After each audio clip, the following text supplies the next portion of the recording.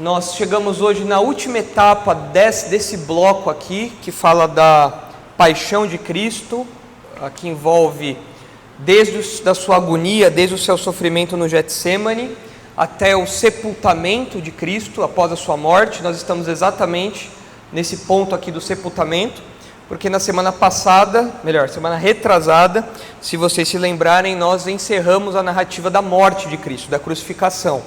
Jesus faleceu, Jesus morreu ali, das suas últimas palavras, seus últimos suspiros, e ele entrega seu espírito, ele morre, mostrando ali o aspecto voluntário da sua morte. Ele conclui a sua tarefa, a sua missão, e então ele entrega a Deus o seu espírito, ao Pai o seu espírito, e assim falece. E agora nós chegamos na parte do sepultamento de Cristo. E quando nós falamos desse tópico, eu me lembro sempre dessa estátua que tem lá no Vaticano, chamada Pietà. Pietà é o tipo de arte, é o tipo da escultura, é o modelo da escultura. É quando uma escultura retrata Maria com Cristo nos braços. Essa escultura aí é do Michelangelo, é a Pietà de Michelangelo. Eu não tive a oportunidade de ver essa estátua ainda, gostaria de ver, mas não tive a oportunidade ainda. Espero um dia ter essa oportunidade, porque o que chama a minha atenção nessa estátua é como o Michelangelo conseguiu fazer pedra transmitir sentimento e pedra parecer um tecido. Eu não consigo fazer um tecido parecer um tecido nem com um tecido, né?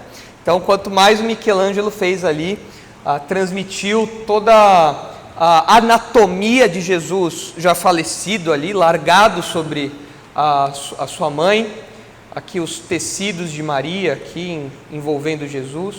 Então é uma estátua muito expressiva, e nós chegamos exatamente nesse momento agora.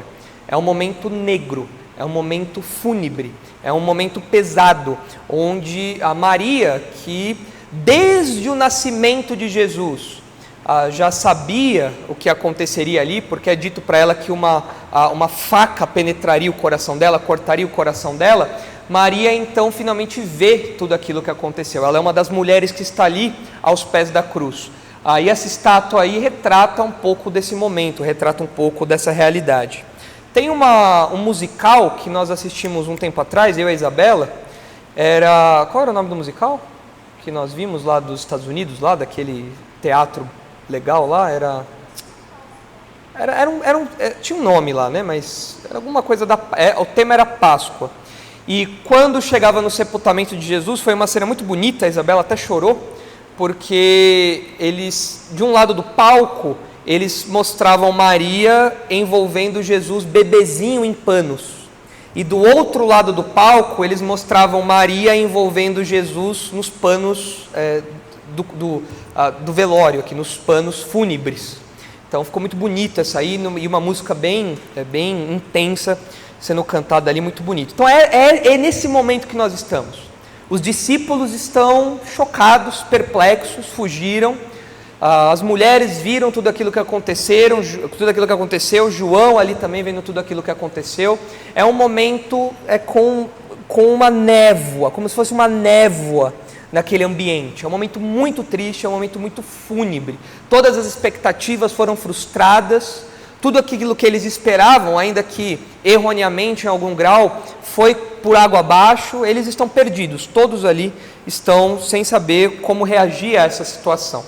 Aí quando nós olhamos para os relatos do sepultamento de Jesus, é claro, todos os evangelhos falam disso, e nós percebemos bastante semelhança entre eles. Então vamos ver rapidinho esses textos, são textos curtos, eu quero passar por todos eles com vocês, para a gente perceber o que há em comum aí deles. Aí depois, em 1 Coríntios 15, eu quero mostrar para vocês que o sepultamento, a morte e o sepultamento de Jesus, é algo que permeia desde muito cedo, é claro, a mensagem do Evangelho. Se você fosse resumir o Evangelho, como Paulo faz em 1 Coríntios 15, você tem que colocar lá a morte e o sepultamento de Jesus. Você não consegue tirar isso. Se você tira isso, algo da mensagem do Evangelho se perde. Vamos ler então os relatos aí. Mateus 27, 57, é o relato aí de Mateus, diz assim, Mateus 27, 57. Caindo a tarde, veio um homem rico de Arimateia, chamado José, que era também discípulo de Jesus. Este foi ter com Pilatos e lhe pediu o corpo de Jesus. Então Pilatos mandou que lhe fosse entregue. E José, tomando o corpo, envolveu-o num pano limpo de linho e o depositou no seu túmulo novo, que fizera abrir na rocha. E rolando uma grande pedra para a entrada do sepulcro, se retirou. Achavam-se ali, sentadas em frente da sepultura, Maria Madalena e a outra Maria. No dia seguinte, que é o dia depois da preparação, reuniram-se os principais sacerdotes e os fariseus, e dirigindo-se a Pilatos, disseram-lhe: Senhor, lembramo-nos de que aquele embusteiro, enquanto vivia, disse: depois de 3 dias ressuscitarei. Ordena, pois, que o sepulcro seja guardado com segurança até o 3º dia, para não suceder que, vindo os discípulos, o roubem, e depois digam ao povo: ressuscitou dos mortos, e será o último embuste pior do que o primeiro. Disse-lhes Pilatos: aí tendes uma escolta, ide e guardai o sepulcro como bem vos parecer. Indo eles, montaram guarda ao sepulcro, selando a pedra e deixando ali a escolta. Então, logo de cara, a gente percebe aqui pelo relato de Mateus alguns detalhes importantes. Primeiro, que esse homem rico, José de Arimateia, era um homem de influência. Nós sabemos que ele é um homem de influência não só pela descrição dele como um homem rico, mas pelo fato dele chegar para Pilatos e pedir o corpo de Jesus. Alguém que fosse morto por crucificação naqueles dias, provavelmente seria largado numa vala comum, não teria toda essa pompa de ser colocado num sepulcro novo numa rocha. Um sepulcro novo numa rocha era algo de rico, era uma coisa realmente digna. E muito menos uma cerimônia, um preparo, tudo isso. Os corpos eram simplesmente jogados ali. No caso de Jesus, há esse pedido de José de Arimateia: olha, eu queria o corpo dele para prepará-lo. Para o judeu isso era muito importante, ter esse preparo, você cuidar ali da cerimônia de sepultamento. Isso era muito valoroso para o judeu. E José de Arimateia intervém então a favor de Jesus. Mesmo Jesus tendo sido crucificado, que era a pior morte da época, uma morte indigna, ainda assim abre-se uma exceção para que ele desfrute dessas cerimônias aqui de sepultamento. O que chama a nossa atenção aqui também é que os sacerdotes ficam meio ressabiados com o que aconteceu. Eles falam: olha, quando ele ainda estava vivo, ele falava que ele ia ressuscitar. Então, põe uma guarda lá para garantir que isso não vai acontecer, porque senão os discípulos vão roubar o corpo dele e a coisa vai ficar pior do que já estava. Então nós temos aqui pessoas capacitadas guardando o túmulo. Esse túmulo em pedra, como os textos narram, você tem uma porta que era rolada de pedra ali, era algo pesado, era algo que gente fraquinha não conseguiria abrir, era algo que gente magricela ali não ia conseguir abrir. Pegar os magricelos aqui do nosso grupo não ia conseguir abrir aquilo, ia ficar rodando lá, não ia dar em nada, teria que ser o Gotinha para tentar abrir aquilo ali. Quem sabe rodar um pouquinho, o Gotinha, o Jean, o Cleiton ali, para fazer alguma coisa, conseguir rodar aquele negócio ali, porque era uma coisa pesada. E tirando esse bloqueio físico da coisa, você tinha ainda uma guarda ali. Ou seja, o corpo de Jesus estava bem protegido, ele estava bem preservado, como era do interesse aqui dos escribas, aqui dos mestres da lei que se reuniram aqui. Próximo texto, Marcos 15.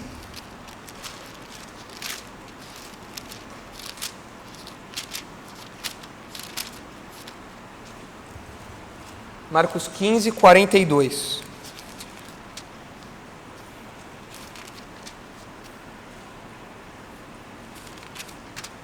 Ao cair da tarde, por ser o dia da preparação, isto é, a véspera do sábado, lembrem-se que o dia para o judeu começava a contar às 18 horas, às 6 da tarde. E nós estamos aqui no dia anterior ao sábado, nós estamos ainda na sexta-feira. Logo mais, o sábado vai começar. Lembrem-se que Jesus morreu próximo ali das 3 da tarde. Então, eles tiveram que se apressar para fazer todo o preparo antes que o sábado começasse. Então, ao cair da tarde, por ser o dia da preparação, isto é, a véspera do sábado, vindo José de Arimateia, ilustre membro do Sinédrio, que também esperava o reino de Deus, dirigiu-se resolutamente a Pilatos e pediu o corpo de Jesus. Mas Pilatos admirou-se que ele já tivesse morrido E tendo chamado o centurião, perguntou-lhe se havia muito que morrera. Após certificar-se pela informação do comandante, cedeu o corpo a José. Este, baixando o corpo da cruz, envolveu-o num lençol que comprara e o depositou em um túmulo que tinha sido aberto numa rocha, e rolou uma pedra para a entrada do túmulo. Ora, Maria Madalena e Maria, mãe de José, observaram onde ele foi posto. Aqui nós temos uma outra informação adicional aqui, interessante. Pilatos desacredita da velocidade com que Jesus morreu. Como nós já vimos naquela palestra do Leandro Boer, a crucificação era uma morte planejada para durar muito tempo, para durar dias às vezes. E aqui nós falamos de uma crucificação que durou menos de meio período, menos de meio dia ali, Jesus já estava morto. Pilatos assustou com isso. Peraí, como assim ele já está morto?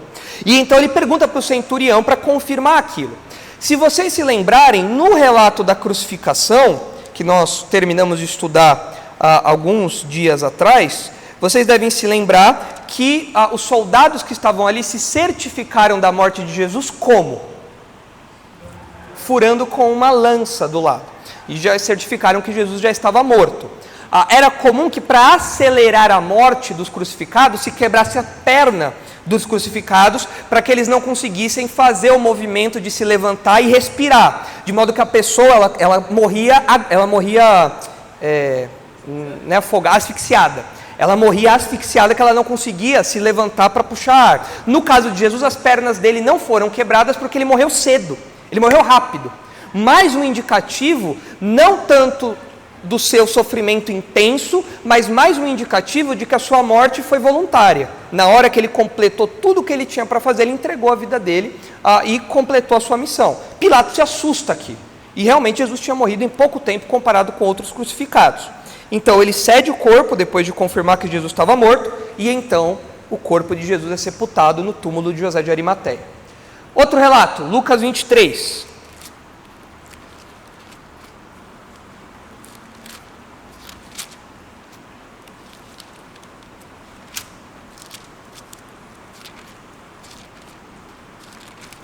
Lucas 23, 50.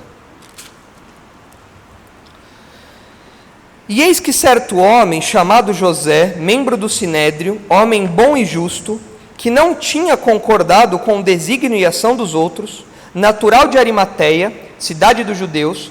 Arimateia ficava mais ou menos 30 quilômetros dali, então era uma cidade relativamente próxima, né? E que esperava o reino de Deus, tendo procurado a Pilatos, pediu-lhe o corpo de Jesus. E tirando-o do madeiro, envolveu-o num lençol de linho e depositou num túmulo aberto em rocha, onde ainda ninguém havia sido sepultado. Era o dia da preparação e começava o sábado. As mulheres que tinham vindo da Galiléia com Jesus, seguindo, viram o túmulo e como o corpo fora ali depositado. Então se retiraram para preparar aromas e bálsamos. E no sábado descansaram segundo o mandamento. Notem que há um processo ainda aqui rolando. O corpo está lá, está envolto em linho, mas existem algumas etapas que vão ser feitas posteriormente, algo que vai ser feito depois aqui. Elas estão preparando tudo aqui para o que vai ser feito depois. E no sábado, o sábado judeus, eles descansam como era de costume, né? Segundo a lei, no sábado você não podia fazer nada. E eles obedecem esse mandamento então. Então Lucas traz essas informações para nós. E por fim, João 19. O último relato aí dos evangelhos, narrando o sepultamento de Jesus. O que eu quero que vocês percebam também é que os evangelistas destacam que as pessoas estão vendo onde o corpo de Jesus está sendo colocado. Você tem testemunhas oculares confirmando que o corpo de Jesus está sendo colocado no sepulcro e o sepulcro está sendo fechado. Você tem várias testemunhas oculares vendo isso. João 19, 38. Depois disto, José de Arimateia, que era discípulo de Jesus, ainda que ocultamente, pelo receio que tinha dos judeus, rogou a Pilatos lhe permitisse tirar o corpo de Jesus. Pilatos lhe o permitiu. Então, foi José de Arimateia e retirou o corpo de Jesus. E também Nicodemos, aquele que anteriormente viera ter com Jesus à noite, foi, levando cerca de 100 libras de um composto de mirra e aloés. Isso aqui é uma quantia generosa. o material usado para o sepultamento era um material caro, eram substâncias caras. Nós vimos um pouco disso no estudo que o Maurício deu quando Jesus foi ungido em Betânia. E aqui nós temos uma oferta generosa também para esse processo de sepultamento de Jesus, que vem de Nicodemos. Então Nicodemos racha aí, por assim dizer, as despesas do sepultamento com José de Arimateia. Então 100 libras de um composto de mirras e aloés. Tomaram, pois, o corpo de Jesus e os envolveram em lençóis com os aromas, como é de uso entre os judeus na preparação para o sepulcro. No lugar onde Jesus fora crucificado havia um jardim, e neste um sepulcro novo, no qual ninguém tinha sido ainda posto. Ali, pois, por causa da preparação dos judeus e por estar perto o túmulo, depositaram o corpo de Jesus. Então aqui João nos dá essas informações adicionais aí a respeito da participação de Nicodemos junto com José de Arimateia. Então notem que a morte de Jesus repercutiu entre todos ali da cidade. O pessoal sabia o que estava acontecendo e sabia que Jesus tinha finalmente falecido. Eu trouxe uma imagem aqui. Onde é que ela está? Aqui. Algumas pessoas falam que esta igreja lá em Jerusalém é o local, essa igreja está construída sobre o local onde existe esse sepulcro. Tanto que a igreja se chama Igreja do Santo Sepulcro. Até onde eu sei, pelo que a Isabela comentou comigo, o pessoal que foi lá em Israel pode comentar também, essa igreja é uma verdadeira bagunça. É uma igreja toda dividida entre várias tradições religiosas, e no meio desse salão aí você tem essa igrejinha pequena, onde supostamente é o local do túmulo de Jesus. Se realmente foi nessa região, é algo difícil de você acertar com precisão, mas certamente não foi muito longe daí, porque o sepultamento foi feito no entorno da cidade, próximo de onde Jesus foi crucificado também, fora dos muros da cidade. Então, não seria absurdo imaginar algo assim, algo ali, mas a gente não tem certeza a respeito disso. Nicolas, você lembra dessa igreja aí? Vocês foram lá? Helena lembra também? Lembra do design de interiores dessa igreja aí? Legal. A Helena no Santo Sepulcro olhando para o guarda do presidente Turco. Deixa eu tirar uma foto com segurança aqui. Famosa? Era gente famosa? Mas era a guarda do presidente? Eles fizeram... Não, estava chegando um oficial da igreja. Tá. Um oficial da igreja católica. Sei. E aí eles fizeram uma entrada assim, tinha uns caras recebendo uns negócios, com um chapéu diferente. Aí eu falei, vou tirar foto, quando ela foi posicionar para tirar foto, o cara veio, virou e tirou foto. Você viu, meu pai? Todo mundo. A selfie do Oscar lá. Todo mundo lá, ok. Mas você lembra da igreja? Lembra alguma coisinha da igreja? Você lembra? Lembra que tinha um sepulcro lá? E esse sepulcro era santo? Você lembra? Tem essa igrejinha aqui dentro, assim, né? É uma construção que causa estranhamento na gente, né? Uma igreja dentro de uma igreja, mas supostamente falam que a localização do sepultamento foi ali, esse túmulo foi ali. Muito bem, e o último texto que eu quero ler aqui é 1 Coríntios 15, agora já não pelas palavras dos evangelistas, mas pelas palavras de Paulo, porque em 1 Coríntios 15, antes de tratar da ressurreição de todos, dos crentes, Paulo lembra os coríntios a respeito da mensagem do evangelho. Ele apresenta para nós uma mensagem, um resumo do evangelho. E nesse resumo do evangelho, ele menciona, ele destaca o sepultamento de Jesus. Então olha lá 1 Coríntios 15, versículo 1.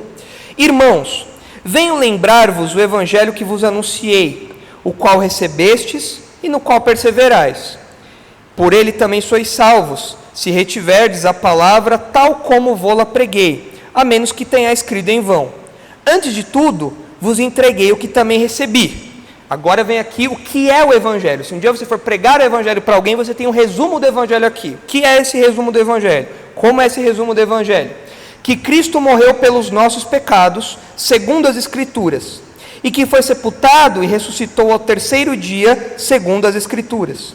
E apareceu a Cefas, a Pedro, e depois aos 12, aos apóstolos. Depois foi visto por mais de 500 irmãos de uma só vez, dos quais a maioria sobrevive até agora, porém alguns já dormem. Depois foi visto por Tiago, mais tarde por todos os apóstolos. E afinal, depois de todos, foi visto também por mim, como por um nascido fora do tempo. Então você nota aqui que a preocupação de Paulo em destacar as testemunhas oculares da ressurreição de Jesus, fala, olha, várias pessoas que estão vivas aí, só você perguntar, elas viram Jesus ressurreto, e Paulo destaca no versículo 3, que ele morreu segundo as Escrituras, versículo 4, que ele foi sepultado e ressuscitou segundo as Escrituras. Então, o sepultamento de Jesus é algo fundamental na compreensão do Evangelho aqui para Paulo. Por quê? Eu listei aí. Duas questões que nós temos que responder. Em primeiro lugar, por que o sepultamento de Jesus é tão importante? Em segundo lugar, onde Jesus esteve enquanto sepultado? Essa é a pergunta que muitas pessoas respondem de jeitos até cômicos. Enquanto Jesus esteve sepultado, ele fez o quê? Ele ressuscitou e ficou lá dentro do túmulo, esperando lá, vendo o horário lá, até a hora que ele podia sair, 3 dias depois, no terceiro dia. O que aconteceu? Então essas duas perguntas brotam. Nosso próximo estudo, nós vamos falar da ressurreição, mas da morte, do sepultamento, até a ressurreição, o que aconteceu? Então essas são as duas perguntas que nós temos que responder. Respondendo a primeira, por que o sepultamento de Jesus é tão importante? Logo cedo na história da igreja, nos primeiros credos, ou seja, nas primeiras confissões da igreja, você já tem algumas formulações, algumas definições da igreja, que enfatizavam a morte e o sepultamento de Jesus. É uma ênfase antiga essa, tanto que Paulo dá, como que o credo apostólico dá. Esse credo apostólico, ele não foi escrito pelos apóstolos, ele foi escrito posteriormente, mas ele reflete a doutrina dos apóstolos, por isso que chama credo apostólico aqui. E no trecho que trata a respeito de Jesus, olha o que o credo fala. Creio em Jesus Cristo, por isso que chama credo, porque credo em latim é creio, então, creio em Jesus Cristo, o seu único Filho, nosso Senhor, o qual foi concebido por obra do Espírito Santo, nasceu da Virgem Maria, padeceu sob o poder de Pôncio Pilatos, foi crucificado, morto e sepultado, ressurgiu dos mortos ao terceiro dia, subiu ao céu, está assentado à direita de Deus Pai Todo-Poderoso, donde há de vir para julgar os vivos e os mortos.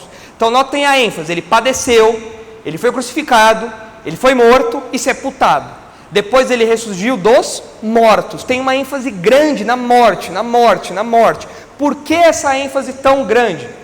Coloquei aqui esses motivos aí. O sepultamento é a evidência final da morte. Quando você sepulta alguém, você tem certeza que aquela pessoa morreu. Tá? Exceto nos filmes onde as pessoas são enterradas vivas. Mas, normalmente, as pessoas não são enterradas vivas. Você só sepulta depois que você tem certeza que a pessoa morreu. A menos se você for cremado, por exemplo, eu sei que a Helena, ela quer ser cremada, mas para ser cremada, ela quer que o Vitor dê 2 tiros na cabeça dela, para ter certeza que ela morreu, não é, Helena? É isso que você quer, não é? Mais ou menos. Você quer que só que ele garanta que você está morta. Ok, beleza. Ele vai pegar uma bolsa da Louis Vuitton e vai rasgar na sua frente. Se você não reagir, é porque você morreu.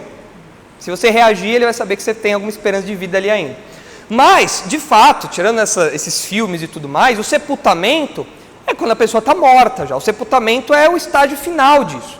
É a garantia de que a pessoa morreu e está lá agora para se decompor. Então, o sepultamento é a evidência final da morte de alguém. Especialmente nas condições em que Jesus foi morto. A crucificação. E sepultado. Um túmulo novo e vigiado. Notem essas condições aqui. Ele foi morto pela crucificação. Era algo que os guardas averiguaram, certificaram que ele tinha morrido. E ele foi sepultado num túmulo novo e vigiado, ou seja, era garantia, Jesus está morto e está sepultado. Essa é a palavra final, não há nenhum tipo de invenção, nenhum tipo de ilusionismo em torno disso. A prova final está dada, ele está nessas circunstâncias aí. Além disso, apenas corpos físicos, isso parece um pouco redundante, mas por isso que estão ali entre aspas, apenas corpos físicos são sepultados, você não sepulta fantasmas. Você não sepulta hologramas, você sepulta corpos. E por que essa ênfase era importante? Tal ênfase defendia a completa encarnação de Cristo, diferente do que era pregado por algumas seitas que já se insinuavam no primeiro século, como o docetismo e o gnosticismo. Era o pessoal que acreditava que Jesus não tinha corpo. era o pessoal que acreditava que Jesus era um Gasparzinho, que Jesus era um holograma, que Jesus era um fantasma. Ele tinha aparência humana, mas ele não tinha carne. Se você chegasse perto dele, você podia passar a mão por ele. Era assim que eles acreditavam. Por quê? Porque eles acreditavam, na ideia deles, desse pessoal aí, que a matéria, que o corpo, que a carne é uma coisa má. E por ser algo mal, algo ruim, Deus jamais se faria carne. Qual que é o problema disso? Além disso estar errado, se Jesus nunca se fez carne, então ele nunca fez um sacrifício suficiente para morrer por nós, porque nós somos carne e osso. Então a encarnação de Jesus é essencial. Jesus precisa ter morrido mesmo, morrido em carne e osso. E foi o que aconteceu. Então essa ênfase no sepultamento e na morte vem também para defender a verdade bíblica da encarnação. Falou, olha, ele era carne e osso, tanto que ele morreu e foi sepultado. As mulheres viram a pedra rolando. O pessoal viu, o corpo dele foi envolto em panos. Você não envolve fantasma, holograma em pano. Você não vai esse tipo de coisa. Você envolve corpo, você vê o corpo, o pano, o linho puxando sangue. Você está vendo aquilo acontecer. Diferente do que essas seitas começaram a pregar logo cedo. Um outro detalhe importante é que o sepultamento de Jesus no túmulo de José de Arimateia cumpre a profecia de Isaías 53. Se você ver o versículo 9 do Cântico do Servo Sofredor, você vai ler lá. Designaram-lhe a sepultura com os perversos. Ele foi tratado, acusado, condenado e morto como um bandido, como um arruaceiro.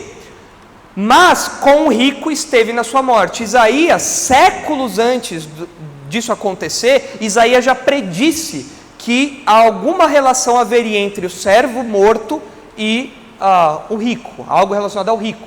E nós vemos essa ênfase nos evangelhos de que José de Arimateia, homem rico, cedeu seu túmulo novo para que Jesus fosse sepultado, posto que nunca fez injustiça, nem dolo algum se achou em sua boca.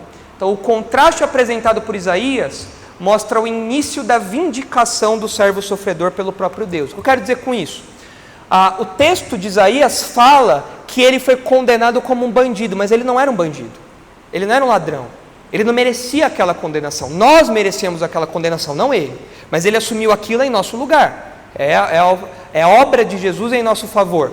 E desde agora, desde esse momento da morte, nós já vemos Deus mostrando essa realidade de que ele não era alguém, ele não merecia estar ali. Então você tem essa vindicação aqui. O servo está sendo apresentado como alguém que não merecia estar ali, alguém que se pôs ali voluntariamente. Então o texto fala, ele foi sepultado, ele foi enviado para morrer junto com os perversos, mas no final, surpreendentemente, ele foi sepultado com os ricos, porque ele nunca cometeu injustiça nenhuma. Então é o início dessa vindicação, como se Deus estivesse dando um testemunho: o meu servo não é injusto, ele não cometeu nenhum pecado. E o início disso é o fato de que ele não vai ser jogado numa vala comum, como todo crucificado. Ele vai ter um sepultamento digno, ele vai ter um espaço especial ali para que ele seja enterrado. Então, por que o sepultamento de Jesus é importante? Por conta desses detalhes aqui. E como eu falei, isso daí é fundamental para a nossa salvação. Se Jesus não morreu em carne e osso, então nós não temos salvação.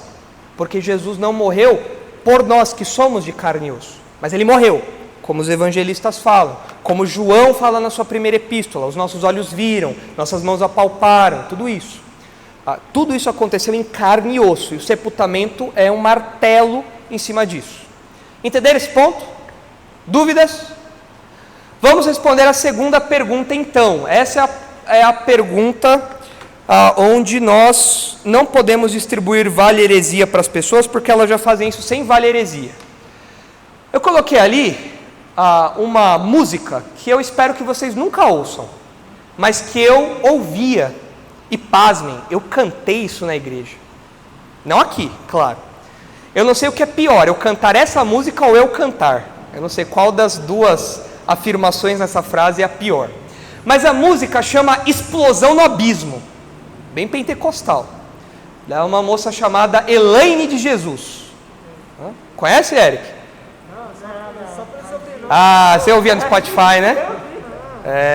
O Paulo ouvia, Paulo? Não? Brenner ouvia Elaine de Jesus? Nunca ouviu falar? Essa mulher que está ali atrás, ali, ó.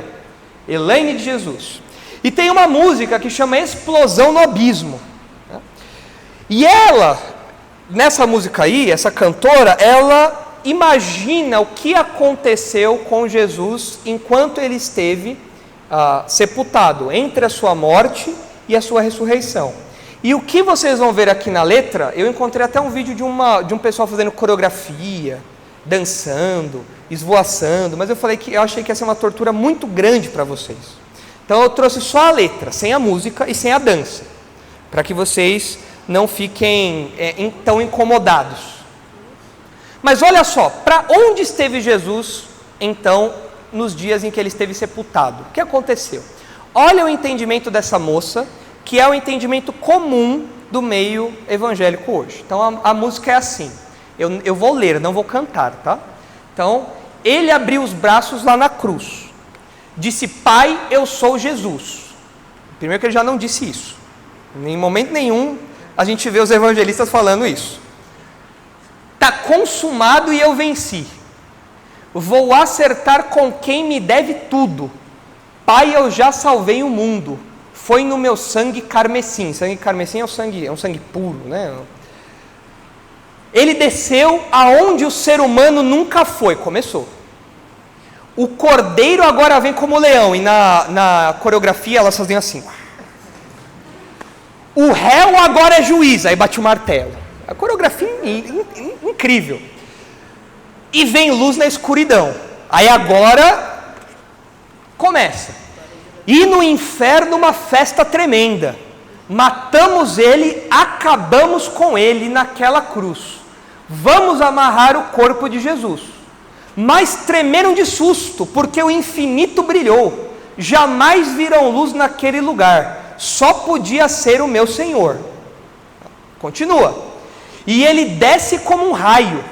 Corta a terra, treme o chão. Arrebenta as muralhas, despedaça os grilhões. Toda autoridade lhe foi dada no céu e na terra. Nessa hora a coreografia já estava lá, a milhão já, estava empolgado lá.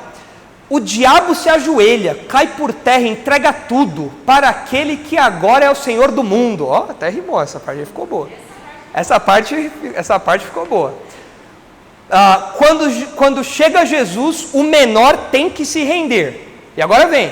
E ele desce, ó, vai descendo. Desce no abismo. E a sua luz brilha, que parece um paraíso. O inferno em desespero, os demônios saem correndo, a morte fica ali tremendo, pois perdeu seu poder. É o homem do cavalo branco que saiu para vencer. Aqui tem uma imprecisão, uma imprecisão, várias, né? Mas essa semana eu estava falando com o Jean sobre Apocalipse 6, que fala sobre o cavaleiro branco que sai para vencer, né? E Apocalipse 6, todo mundo pensa que ali é Jesus, no cavalo branco tem que ser Jesus, né? Sai para vencer, mas ali provavelmente é o anticristo, tem nada a ver com Jesus. Então aqui, quando ela pega o homem do cavalo branco que saiu para vencer, se ela está pensando em Apocalipse 6, ela só está piorando. O abismo aqui não é onde Jesus vai, é onde essa mulher vai. É um abismo cada vez maior. Ele toma as chaves e sacode para cima. O poder invade tudo. Ele é Deus, ele é Senhor. O diabo confessa que Jesus é o Rei dos Reis. E aí a música continua. E a igreja com Jesus vai vencer. Aí os backing vocal. Vai vencer. E aí? Você quer ouvir isso daí? Depois eu mostro. Para o vídeo do YouTube não ter problema com direitos autorais. Porque perder direitos autorais para isso é terrível, né? Mas e aí? Avaliação teológica da música? Joia? Nota 10? Concorda com isso aí? Para essa mulher, onde Jesus esteve enquanto ele estava sepultado? Onde Jesus foi? Para onde ele foi? Foi para o inferno. Gente, aqui, ó. E ainda fez o caos lá, né? O inferno em desespero. Os demônios saem correndo. Você imagina os diabinhos trombando assim, saindo desesperado. Os diabinhos do Hércules lá, os dois lá, os diabinhos correndo, se chocando lá. E coisa pegando fogo. E o diabo lá, o que é isso? O que está acontecendo aqui? E uma luz ali. Aí do nada alguém pega a chave e joga para cima. É uma loucura isso aqui, uma loucura. O que está acontecendo aqui? Mas onde ele está? No inferno.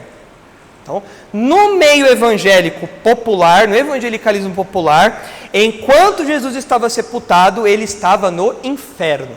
E o pessoal canta isso, faz coreografia disso, ensina isso. Isso é comum, isso é normal. A boa parte das igrejas ensinam isso.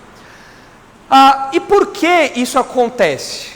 Existe uma corrente, essa corrente se baseia no que é chamado de o Evangelho do Hades. Hades era o lugar dos mortos na mitologia grega. E o que acontece? Por não interpretarem corretamente alguns textos bíblicos e por alterarem algumas palavras do credo, daqueles credos, dessas confissões históricas aí, criou-se na ideia do pessoal que Jesus, quando morreu, foi no inferno, porque eles entendem que Hades, que é uma palavra empregada, não na Bíblia, mas nos credos, nas confissões dos primeiros séculos, eles entendem Hades como inferno, como o lugar onde os demônios ficam ali.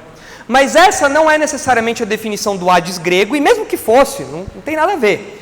O que acontece do credo apostólico é que, em determinado momento, a gente leu aqui atrás um pedacinho do credo, cadê? Aqui, fala que ele foi crucificado, morto e sepultado. O que acontece é que depois de algum tempo, algumas versões substituíram essas palavras por essa daqui, essa expressãozinha que está aqui, que é descendit ad inferna, tratando tudo aquilo, a morte, o sepultamento, o sofrimento de Jesus, como o inferno, mas não inferno como um lugar físico, inferno como um sofrimento intenso. O problema cresceu quando, depois de um tempo, eles colocaram as duas expressões lado a lado. Foi sepultado, morto foi crucificado, morto e sepultado, e desceu ao inferno, ou desceu ali, descendit ad inferno. Então pareciam duas coisas distintas, quando na verdade era a mesma coisa, só que uma expressão substituía a outra em alguns documentos. E depois um outro credo, quando o credo de Atanásio, que é um pouco posterior, fala sobre descendit ad inferos, ou inferos, mas não infernos, as regiões inferiores. E aí o pessoal falou, não, é isso aí mesmo, Jesus desceu ao inferno. E o que Jesus foi fazer lá? Ele foi pregar o evangelho lá. Jesus foi pregar o evangelho no inferno e fazer um apelo para os demônios lá, para eles se converterem. Quais são as bases aí que o pessoal usa? São esses textos que estão ali, olha lá Efésios 4. Então vejam como uma palavrinha mal colocada num documento que nem é bíblico causou toda uma confusão até hoje e faz você ouvir Elaine de Jesus falando que Jesus desce o abismo. E a sua luz brilha. Olha lá Efésios 4, 7 a 10, olha só. E a graça foi concedida a cada um de nós, segundo a proporção do dom de Cristo. Por isso diz, quando ele subiu às alturas, levou cativo o cativeiro e concedeu dons aos homens.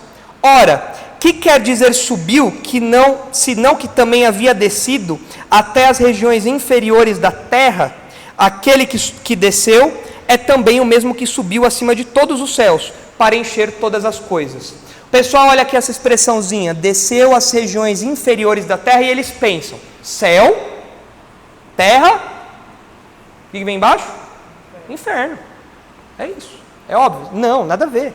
O que o texto fala aqui sobre descer às regiões inferiores é a terra é a região inferior.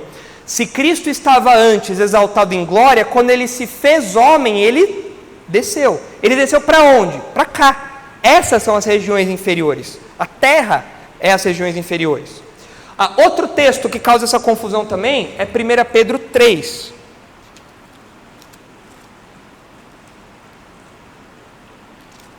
1 Pedro 3,18. Esse é o que serve de base, esse texto é o que serve de base para muitos afirmarem que Jesus foi até o inferno pregar. Olha lá, 1 Pedro 3, 18 a 20. Pois também Cristo morreu, uma única vez pelos pecados, o justo pelos injustos, para conduzir-vos a Deus. Morto sim, na carne, mas vivificado no Espírito, no qual também foi e pregou aos espíritos em prisão, os quais noutro tempo foram desobedientes, quando a longanimidade de Deus aguardava nos dias de Noé, enquanto se preparava a arca, na qual poucos, a saber, 8 pessoas foram salvos através da água. O pessoal falou que Jesus desceu ao inferno para pregar para essa turma dos dias de Noé.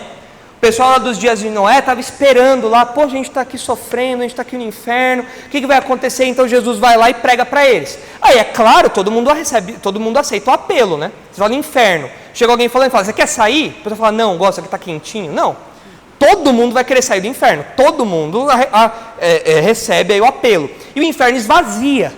E tem gente que até fala que o inferno esvaziou mesmo, é óbvio. Você chega lá, alguém fala, estou aqui há 5.000 anos, você quer sair? Claro que eu quero sair. Então o pessoal fala que Jesus foi pregar o evangelho aqui, porque o texto fala, ele foi e pregou aos espíritos em prisão. Mas não é isso que o texto quer dizer. Quando o texto fala sobre esse episódio aqui, que nesses versículos aparece, nós temos que entender esse texto aqui à luz do que Pedro está querendo dizer e do que ele já disse. Quando fala aqui que Jesus foi morto sim na carne, ou seja, sua morte física, mas vivificado no Espírito, quando essa expressãozinha aqui, vivificado no Espírito, não significa que Jesus foi até algum lugar só em Espírito para pregar. Não significa isso. Pedro está se referindo aqui ao fato de que, mesmo antes da encarnação, Jesus já atuava por meio, sendo, como posso dizer, Jesus já atuava nos pregadores. Quer ver? Se você virar aí a sua Bíblia para 1 Pedro 1,11, você vai ver isso, vai ficar claro o que eu quero dizer. Se você virar aí para 1 Pedro 1,11, você vai ver. Olha só. Olha o 10. Foi a respeito desta salvação que os profetas indagaram e inquiriram, os quais profetizaram acerca da graça a vós outros destinada, investigando atentamente qual a ocasião ou quais as circunstâncias oportunas indicadas pelo Espírito de Cristo que neles estava. Ou seja, quando os profetas pregavam, o Espírito de Cristo estava atuando neles. A mensagem da pregação dos profetas era uma mensagem que era dirigida pelo próprio Cristo, o Cristo antes de ser carne e osso, antes de se encarnar, ao dar de antemão testemunho sobre os sofrimentos referentes a Cristo e sobre as glórias que se seguiriam. A eles foi revelado que não para si mesmos, mas para vós outros, ministravam coisas que agora foram anunciadas, por aqueles que pelo Espírito Santo enviado do céu, vos pregaram o Evangelho, coisas essas que os anjos anelam perscrutar. E o que a gente vê aqui então, não é que Jesus foi a algum lugar em espírito, o que o texto está falando é que quando Jesus morreu, a sua carne morreu, mas existe algo que transcende, algo em Jesus que transcende a sua limitação física, e que já atuava antes disso. E o texto fala, no qual também foi e pregou aos espíritos em prisão. Esse no qual se refere a quê? Ao Espírito. Esse Espírito que já atuava lá dos dias de Noé, como um pregador da justiça, esse Espírito, ele já atuava poderosamente e pregava aos espíritos que estavam em prisão nos dias de Pedro. Ou seja, as pessoas que morreram quando Noé pregava, naquele momento elas estavam em prisão, elas tinham morrido. No momento que Pedro escreveu, elas estavam em prisão. Não que Jesus foi pregar para eles enquanto eles estavam lá. Não, a pregação foi antes. A pregação foi nos dias de Noé. É por isso que o texto continua. Os quais, noutro tempo, foram desobedientes, quando a longanimidade de Deus aguardava nos dias de Noé. Se vocês olharem 2 Pedro 2,5, vocês vão ver isso, que Noé é chamado de pregador da justiça. Olha só. E não poupou o mundo antigo, mas preservou a Noé, pregador da justiça. Ou seja, quando Noé pregava, ele estava pregando capacitado por quem?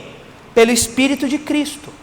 E esse Espírito de Cristo que atuava em Noé, proclamou a salvação para todos aqueles que estavam vê-lo construir a arca. Só que essas pessoas não acreditaram em Noé. E essas pessoas então morreram. E agora quando Pedro escreve, ele fala, olha, o Espírito de Cristo que atuava em Noé, ele pregou naqueles dias. E esses espíritos hoje, eles estão em prisão. Então é isso que o texto está falando. O texto não está falando sobre Jesus ir no inferno para pregar e fazer apelo. Entenderam isso? Kedesh entendeu? Potter entendeu? Mais ou menos. Sim ou não? Não? Fica me olhando com uma cara de você não vai saber que eu não entendi. O que o texto de Pedro está falando aqui para nós, não é que Jesus foi ao inferno pregar. É que nos dias de Noé, foi nos dias de Noé que essa pregação aconteceu. As pessoas que naquele momento já estavam mortas, no momento em que Pedro escreveu. São esses espíritos em prisão aqui. Não é que Jesus foi lá para libertar os prisioneiros lá. É que agora, enquanto Pedro estava escrevendo, ele falou, olha, Noé pregou aos espíritos que hoje estão em prisão. E Cristo já atuava naqueles dias por meio de Noé. E pregava por meio dele. É isso que Pedro está enfatizando aqui. É a pregação que Cristo realizava por meio de Noé antes da sua encarnação e que continuaria fazendo aqui por meio dos apóstolos, por meio dos pregadores. Melhorou agora? Diga, Henrique.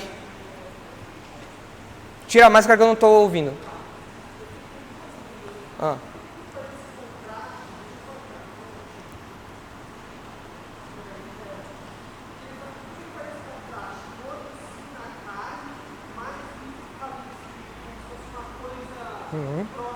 Então, é um contraste, porque enquanto Jesus estava em carne, ele estava pregando onde ele estava.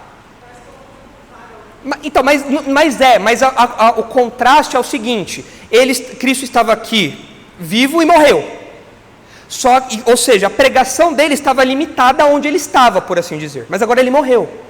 Só que Cristo tem um trabalho que transcende onde ele está. Desde os dias de Noé, antes de ter corpo, o corpo que morreu, antes de ter esse corpo que morreu, ele já atuava. Não era limitado a um corpo. Entendeu? Não é que ele estaria vivo, não é isso.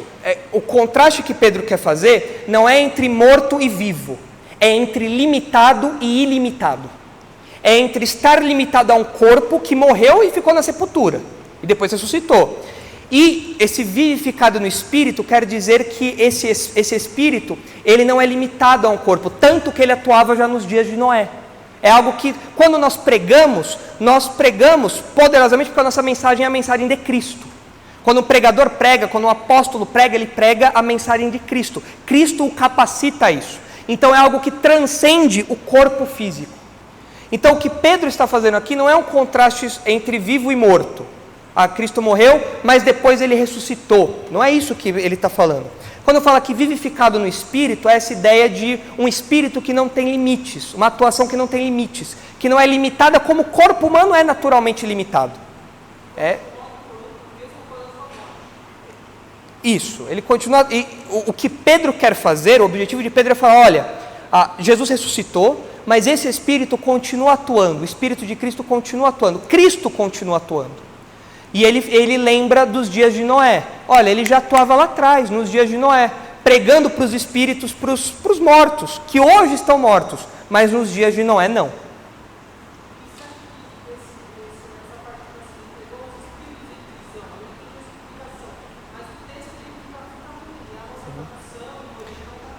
Não, é que na verdade o problema é que a gente já vai para o texto com essas ideias em mente. Porque quando fala espírito em prisão, eu posso falar de alguém que foi preso agora, eu posso falar de alguém que já está preso há muito tempo. O texto só fala que eles estão presos. Agora a questão aí não é se eles estão presos ou não, é quando essa pregação aconteceu. Essa pregação aconteceu quando Jesus morreu, ou essa pregação aconteceu nos dias de Noé, que ele acabou de citar aqui? Entendeu? Sim, eles morreram. Nos dias de Noé eles morreram afogados lá. Morreram lá afogados, lá todo mundo morreu e eles estavam lá. Mas quem que pregou para eles? Foi Jesus, quando ele morreu? Então ele foi lá no inferno e pregou, gente, eu venci lá na cruz, agora quem quiser pode vir comigo, tal. Ou o texto está falando, olha, o Espírito de Cristo já pregava lá em Noé. Então naqueles dias eles não estavam mortos, eles não estavam presos. Naqueles dias eles eram homens vivos, normais, livres, mas eles rejeitaram a pregação e o juízo veio sobre eles. Então hoje eles estão em prisão. Mas o texto não está falando que Jesus pregou, que Jesus desceu no inferno e pregou para eles. Porque o texto fala de Noé, dessa pregação por meio de Noé, desse testemunho dado por Noé, e Cristo atuando por meio de Noé. Aqui a gente vê um relance da doutrina da pregação. Quando um pregador prega, ele está pregando a palavra de Cristo, capacitado pelo próprio Cristo. É Cristo que está falando ali. E é isso que o texto enfatiza também. Para os leitores de Pedro, isso teria bastante aplicação prática, já que eles estavam sofrendo por conta dos incrédulos que estavam perseguindo a eles e tudo mais. Então a pregação deles era uma pregação que, apesar de ser rejeitada pelo mundo, era uma pregação poderosa. O próprio Cristo certificava e atuava nessa pregação. Entenderam? É um texto difícil esse, mas não quer dizer que Jesus foi no inferno. A gente pode ter certeza que não quer dizer isso. Entender exatamente o que o texto quer dizer demandaria talvez uma explicação muito mais detalhada do que a gente consegue dar aqui. Mas, em geral, panoramicamente, é isso que o texto diz. Deu para pegar a ideia? Deu para entender?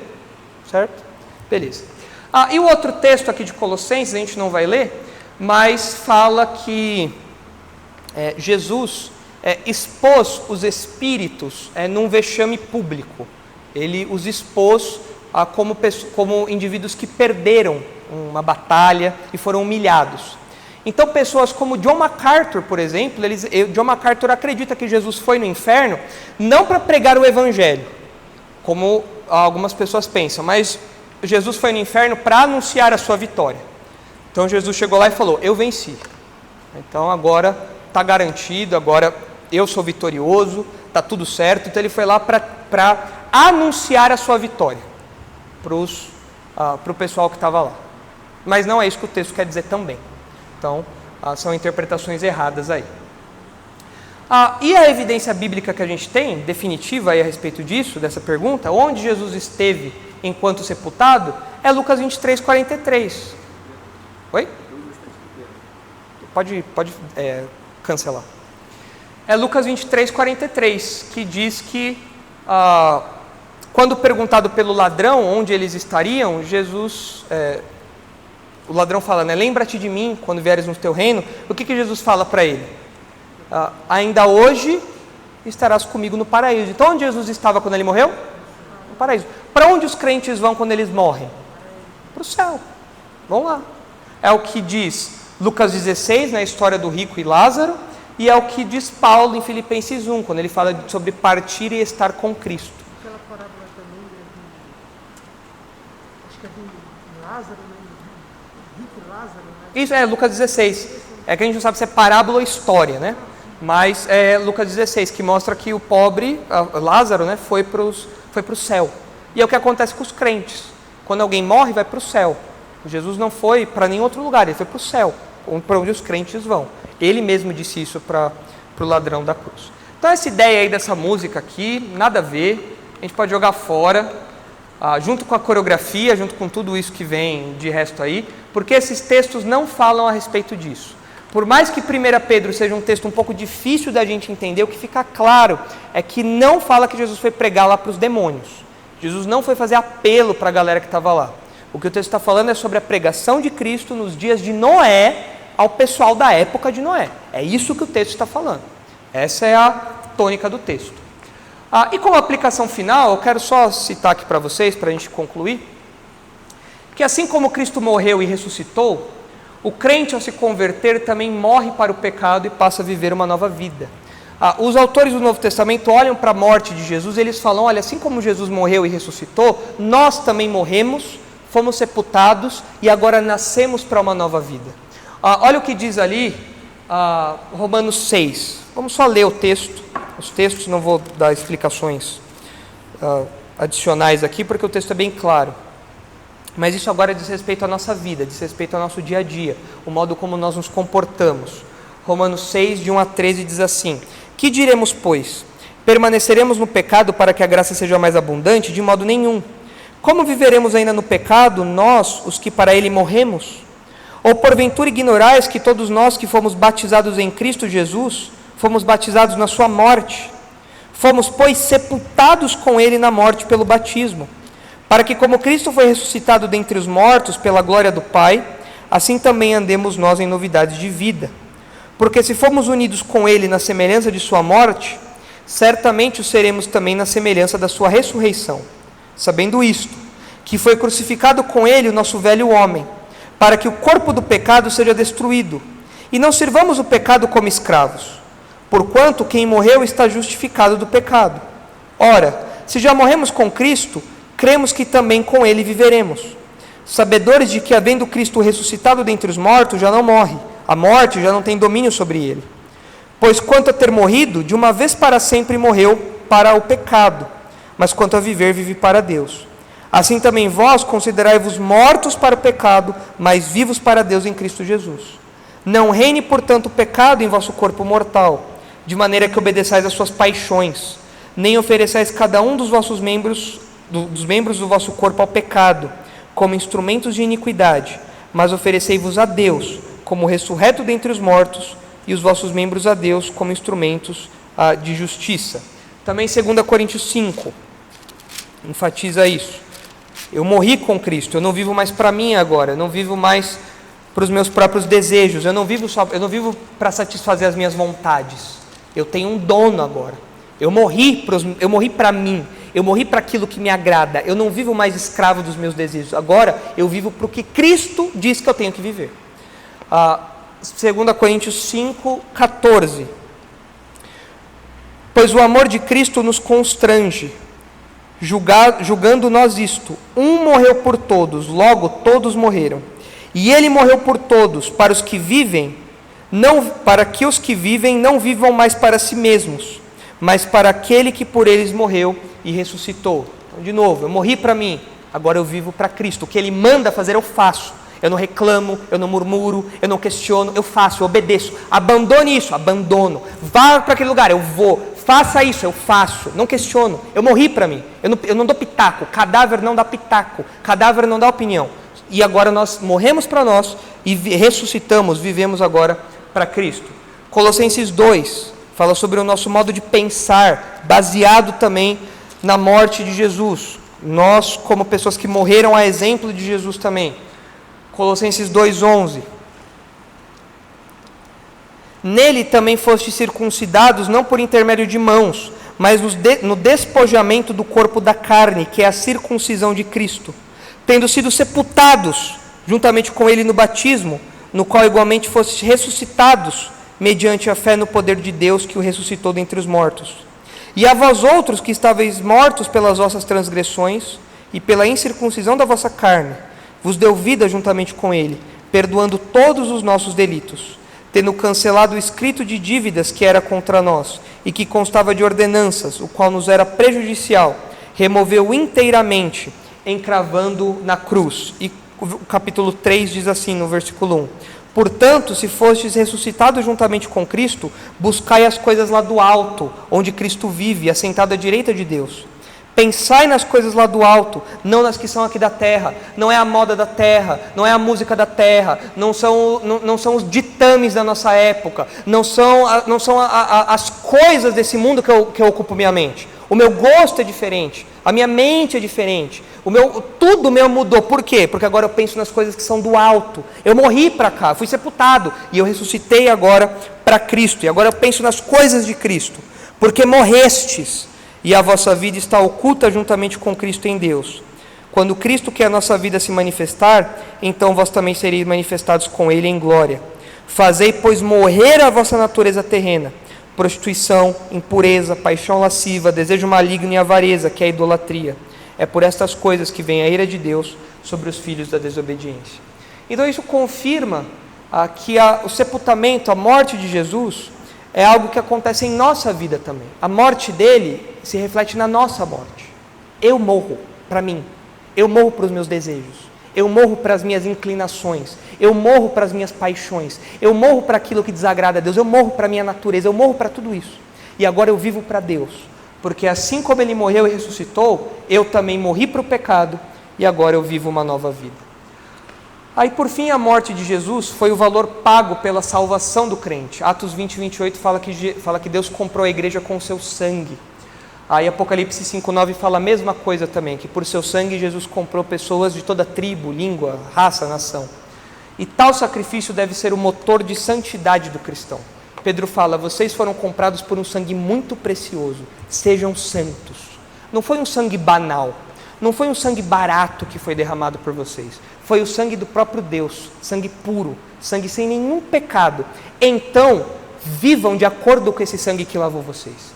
Lutem pela santidade. Sejam santos porque Ele é santo. E foi esse sangue santo que foi derramado por cada um de vocês, por cada um de nós. Então Pedro lembra os seus leitores disso. Ele fala, a morte de Jesus, o sangue derramado na cruz, é o motor da nossa santidade. É o que me leva a ter uma vida santa. Porque não foi barato o sacrifício dele na cruz. E assim nós terminamos então essa parte do sepultamento de Jesus, respondendo aí as duas perguntas que nos propusemos a responder. Por que o sepultamento de Jesus é tão importante e onde Jesus esteve quando sepultado? Belezinha? Podemos terminar então? Questões? Nada? Nicolas?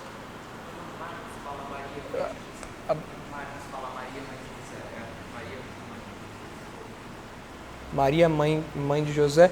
Eu não lembro qual que é o José ali. Depois eu preciso conferir ali. Depois eu dou uma conferida para você.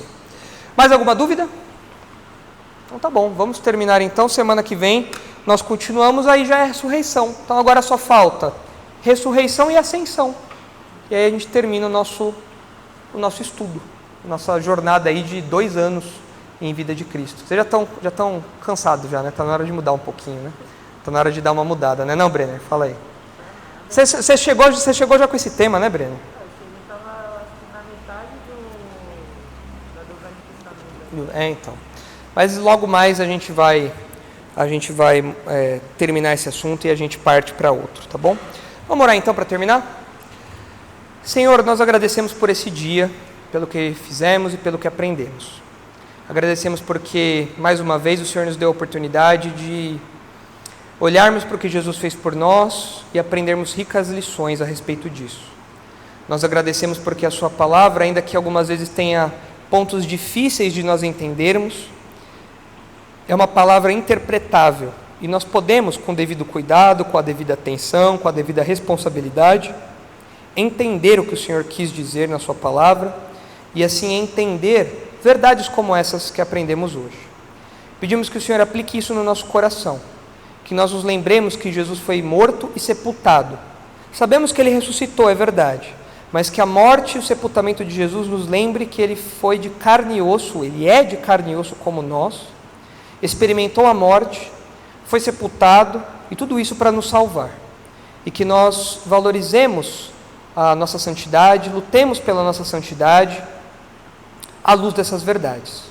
Abençoa agora o nosso tempo de comunhão e nos leve em segurança para casa depois. É em nome de Jesus que nós oramos. Amém.